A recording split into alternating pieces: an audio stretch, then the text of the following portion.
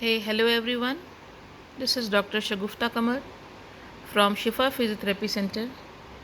As we all know, this is the time of pandemic, so I would like to focus on few things which will be helpful for everyone and which a physiotherapist can do for COVID-19 patients.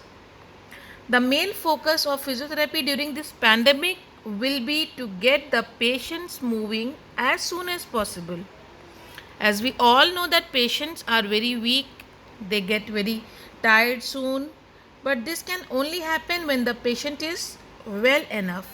This can start with simply we can do with moving arms, legs and body in bed. Physiotherapist will also try not make them build excess mucus. How we can do this? If excess mucus is built, this can lead to different type of problems. Patient can lungs get infected, they cannot breathe properly, so they need to be admitted to critical care unit. From some people very unwell with COVID-19, physiotherapist can deliver ventilator hyperinflation.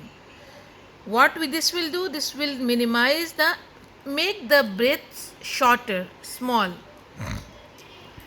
We can also use flexible catheters to suction out the mucus and which is connected to the outside of the body. The patient can also be taught the proper breathing, proper ventilations.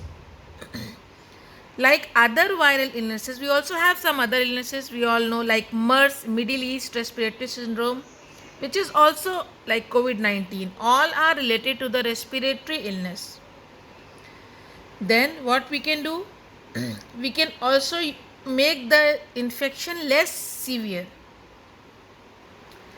We physiotherapists can be involved in the treatment of using non-invasive ventilation, which can improve lung function.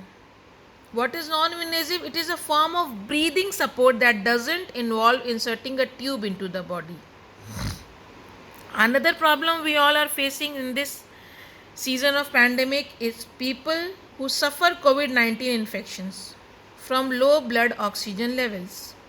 They have difficulty in breathing, lungs get totally infected and the patient goes into coma and ultimately death. This second wave is more infectious. As we all can see, people are dying more, we are losing our people. Researches also shows that 16% of those hospitalized, they need ICU, that is intensive care bed. But we all have very less number of ICU here, all are occupied with the patients. So during this critical period, specialists like physiotherapists, they all we can work from remotely being far from the patient, but we can guide them, we can monitor patients and decide if they are needed to help with the respiratory functions.